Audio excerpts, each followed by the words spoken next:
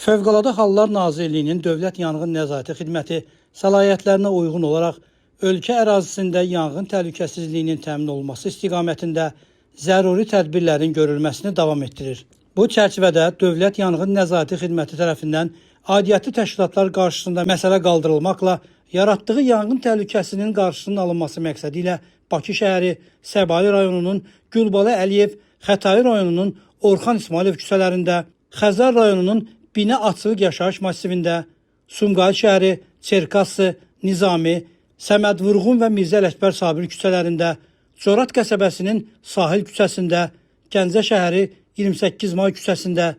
Bakı-Sumqayıt avtomobil yolunun Abşeron rayonu Masazır qəsəbəsindən keçən hissəsində və Hacıqabul Bəhramtəpə Mincivan avtomobil yolunun Saatlı rayonu Bəylər kəndindən keçən hissəsində magistral yolun kənarında, Qax rayonunun Ləkit kəndində meşə kənarında, Masallı rayonunun Heydər Əliyev prospektində, Bərdə rayonunun Sənaye küçəsində, Həsənqaya kəndində, Ağcabədi rayonunun Hacıbədəlli kəndində,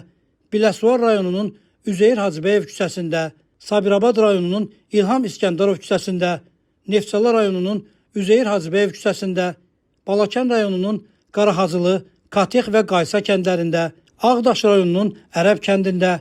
İsmailli rayonunun Talıstan kəndində, Qəbələ rayonunun 9 noyabr küçəsində, Şəki rayonunun Oraban kəndində, Yevlax şəhərinin Mirzə Şəfi Vazeh küçəsində, Quba rayonunun Dəvədabanı yaşayış masivində quru ot, kolkos və məişət tullantıları olan sahələrin təmizlənməsi işi həyata keçirilib. Bu istiqamətdə tədbirlər davam etdirilir.